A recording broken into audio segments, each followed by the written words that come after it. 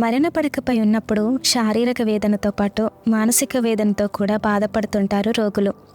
ఆ సమయంలో డాక్టర్స్ ఇచ్చే వైద్యం ఎంత ముఖ్యమో నర్సెస్ చేసే సేవ కూడా అంతే ముఖ్యం.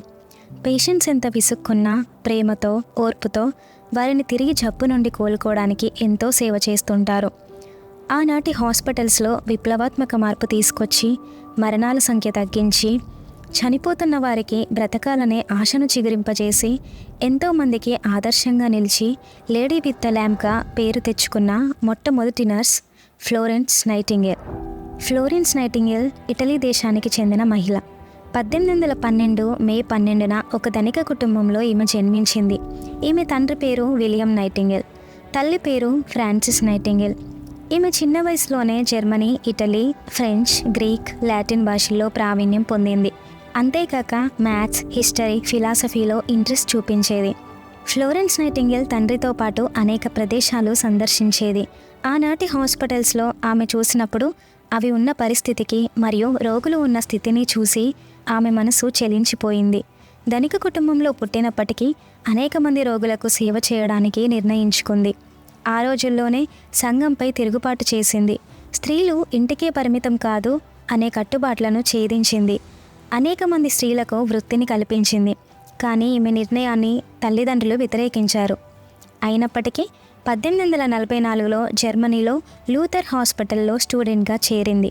అక్కడ రోగులకు ఎలా సేవ చేయాలో కొంతమేరకు నేర్చుకుంది. ఆ సమయంలో అనేక సేవలను అందించింది. 1853లో అదే హాస్పిటల్లో నర్సింగ్ సూపరింటెండెంట్గా పనిచేసింది. ఆ సమయంలో అక్కడ కలరా వ్యాపించింది. అయినా దానికి భయపడకుండా అనేక మంది రోగులకు సేవ చేసింది. పరిశుభ్రంగా ఉంచి మంచి ఆహారం అందించింది. 1854లో క్రిమియాలో ఘోర యుద్ధం జరిగింది. అక్కడ సైనికాధికారి సిగ్నీ హెర్బెంట్ ఈమెకి లేఖ రాశారు. ఆయన కోరిక మేరకు అక్కడికి తనతో పాటు 30 మంది తోటి ఉద్యోగులను తీసుకువెళ్ళింది.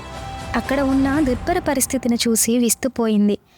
ఆ యుద్ధంలో 94,000 మంది పాల్గొన్నారు. 4,000 మంది చనిపోగా 19,000 మంది గాయపడ్డారు. అనేక మంది గాయపడిన ఇన్ఫెక్షన్స్ వల్ల మరణించారు. పరిశుభ్రత లేకపోవడం, మందులు సరిపోకపోవడం వల్ల మరణించారని ఆమె గుర్తించింది. అక్కడ సైనికులకు ఎనలేని సేవను అందించింది. పగలు రాత్రి తేడా లేకుండా పనిచేసింది. ఫ్లోరెన్స్ నైటింగేల్ 3-4 గంటలు మాత్రమే విశ్రాంతి తీసుకొని రోజుకి 20 గంటలు పనిచేసేది. చీకట్లో తన వెంట దీపం తీసుకెళ్లి వైద్యం అందించేది. అధికారులు ఆమె చేసే సేవను చూసి ఎంతో ముగ్ధులయ్యారు. పై అధికారులను అడిగి రోజూ కావలసిన మందులను, పరికరాలను తెప్పించేది.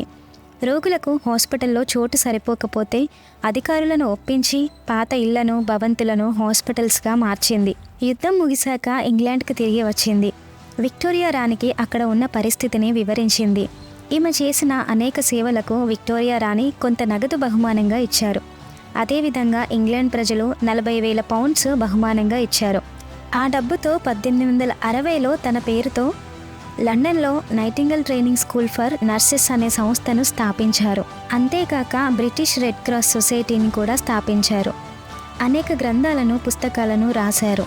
అనేక పల్లెలకు వెళ్ళి పరిశుభ్రత, చిన్న చిన్న వ్యాధులు రాకుండా అరికట్టే విధానం పట్ల అవగాహన కల్పించారు. ఫ్లోరెన్స్ నైటింగేల్ భారతదేశం కూడా వచ్చి సేవ చేయాలనుకున్నారు. కానీ అనేక కారణాల వల్ల రాలేకపోయినప్పటికీ అప్పుడు ఉన్న గవర్నమెంట్కి చెప్పి భారతదేశంలో శానిటరీ డిపార్ట్మెంట్ ఎస్టాబ్లిష్ అవ్వడంలో ప్రధాన పాత్ర పోషించారు. ఈమె చేసిన సేవలను గుర్తించి ఫ్లోరెన్స్ నైటింగేల్కు ఆర్డర్ ఆఫ్ మెరిట్ అనే అవార్డును మరియు కొంత నగదు బహుమతి అందజేశారు.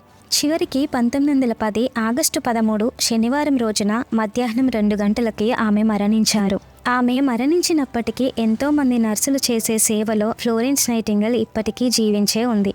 అయితే ఫ్లోరెన్స్ నైటింగేల్ సమాజానికి చేసిన సేవలకు గుర్తుగా ప్రతి సంవత్సరం మే 12న ఆమె పుట్టినరోజు సందర్భంగా అంతర్జాతీయ నర్సుల దినోత్సవాన్ని ప్రపంచవ్యాప్తంగా ఇప్పటికీ జరుపుకుంటున్నారు.